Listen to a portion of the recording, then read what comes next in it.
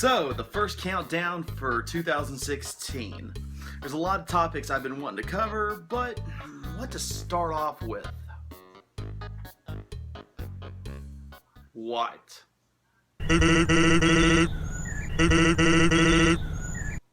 Sure, why not, bonehead? So yeah, Undertale.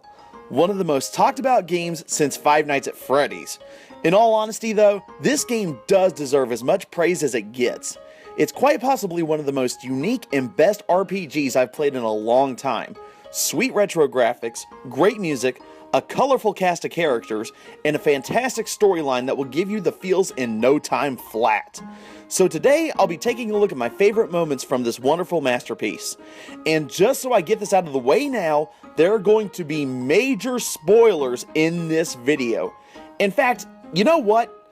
If you haven't played Undertale yet, pause this video, get your wallet out, buy it on Steam, spend a good day playing it all the way through, then come back. Don't worry, I'll wait. Shut up and take my money! This is Crow of Murder 15's Top 10 Undertale Moments. When you first enter the game, you meet this little bastard right here, Flowey. He introduces you to the battle mechanics of the game. He tells you that these little white dots are friendliness pellets. If you collide into one, you instantly drop down to 1 HP. But what happens if you dodge them? Flowey gets so pissed at you that he eventually slips up and actually calls them bullets. After missing a couple of times, he'll finally say, "You know what's going on here, don't you?" But trust me, this won't be the last time we see Flowey.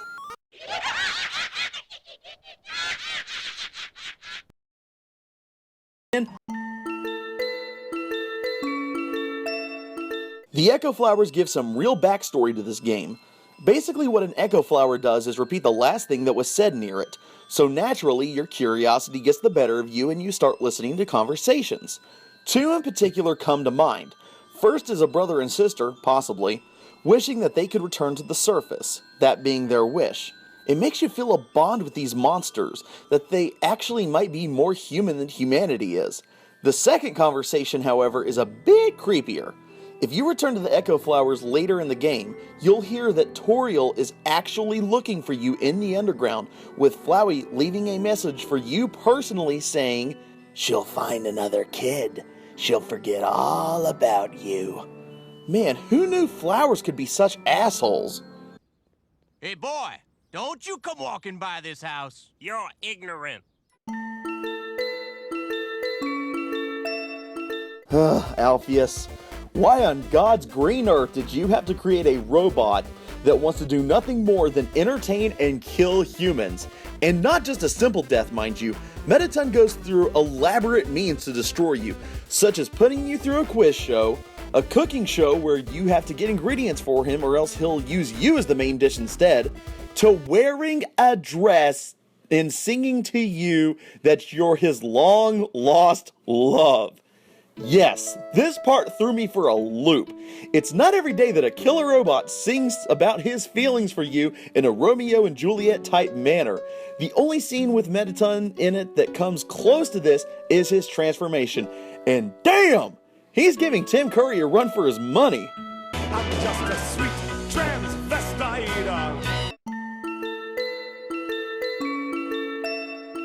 I know I'm going to get some flack for this being so low on the list, but honestly, I saw this coming from a mile away.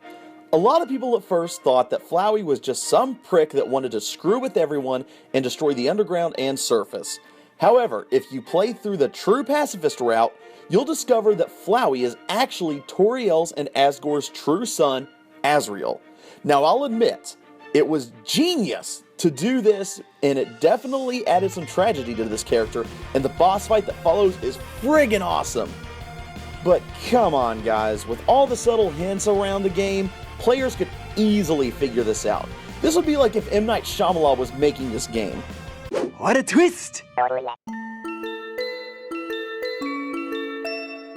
I have to say, Undyne is possibly the most passionate character in this game, fighting for what she believes in, protecting everyone in the underground, and being a complete badass. So what happens when Papyrus suggests you two go over to her place to cheer her up? What ensues is quite possibly the most hilarious set of events to happen in this game.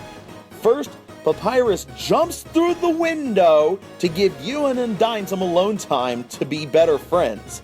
Then Undyne hurls a spear at you, breaking a table so you can stay seated and she can be a good house host. And finally ends up having a cooking lesson with you where Undyne's entire house catches on fire. Now just throw in a little tartar sauce in there, some fries and a drink, and you've got the next seafood value meal. Long John Silver's.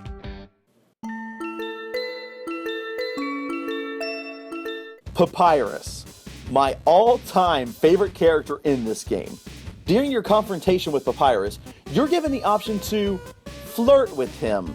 If this happens, he'll tell you he'll go on a date with you after the battle. And lo and behold, if you talk to him after the battle, you'll actually go on a date with Papyrus. What's so funny about this setup is that it actually acts like a dating sim video game. At the end of the date though, you're ultimately friend-zoned by Papyrus. Although now that I think about it, this is probably where so much of that Undertale Rule 34 came from. And for the love of God, do not look that up! One of the big selling points of Undertale is that you don't have to fight any of the monsters in this game. However, you still are given the choice to murder every single monster you encounter.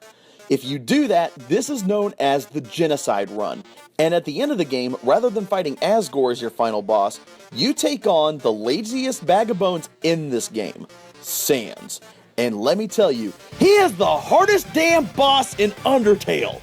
You'd think that someone that takes constant naps, loafs around at work to stop by Grillby's, and doesn't even bother to take his dirty sock upstairs to his room would be a complete pushover. But no!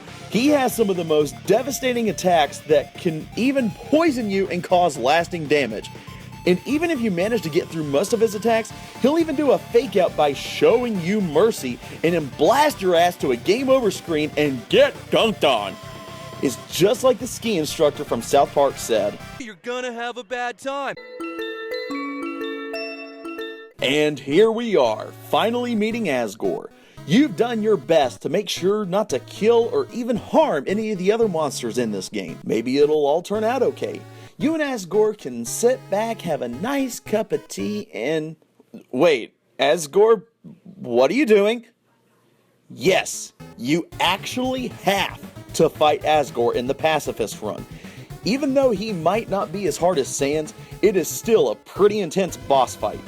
Even at the very end, you're given the choice to kill or spare Asgore. Of course, if you're wanting the pacifist ending, the smart thing to do is to spare him, and he'll tell you that you can live with him and Toriel, and be a family. However, this happens next. What the fuck? Huh. So if it's your first time playing through the game and you don't kill a single monster, you'd think you'd get the good ending, right? Well, not really. Sans tells you things are going back to normal when all of a sudden... You son of a bitch. Head back to Alpheus's lab and you'll find the secret laboratory. And this is where things start to get creepy and interesting. You'll start learning about how Asgore assigned Alpheus to come up with a way to resurrect monsters that have been killed, specifically his son. You'll come across the logins of the experiments, the abominations of those failed experiments, and even learn how Azrael became Flowey. Why is it that every scientist has a secret lab under their regular laboratory? We all have sub-labs. Where do you think I keep your mother's clothes? Mom's what? So remember when I showed you Flowey killing Asgore? That's just the start of the madness if it's your first time playing through. Flowey will proceed to call you an idiot and tell you that he's taking over your game and save file. Oh, how cute. He thinks he can break the fourth wall. Wait, my game crashed. What the hell? Okay, let's boot it back up and... Wait, this intro looks a little different than... Oh, shit. What's going on? Okay, I am not liking this. Okay, good, a safe spot. Maybe I can just save here and...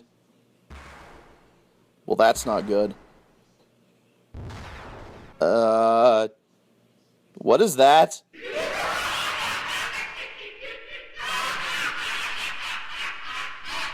I am not even exaggerating when I say the first time I saw this, I literally screamed, holy shit, when I saw Omega Flowey for the first time.